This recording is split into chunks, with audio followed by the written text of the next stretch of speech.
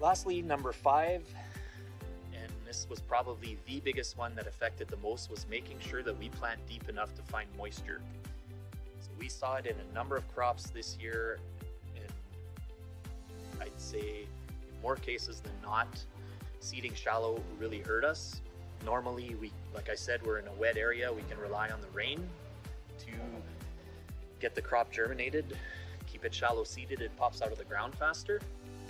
But this particular case this year, again, similar to the canola seed treatments and the flea beetle damage, some of the crops that were planted a little bit deeper found the moisture. They weren't as pretty coming out of the ground. They took a little longer, but they seemed to find that moisture and follow it down through the profile throughout the whole season, whereas other crops that maybe only partially germinated, some came early, some germinated later when there was a bit of a rain.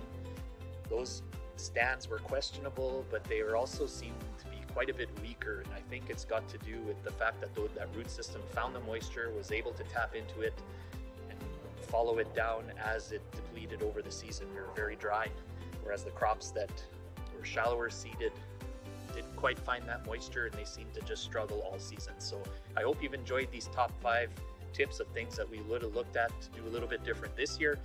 The next series we'll do is what top 5 things that we did get right this year.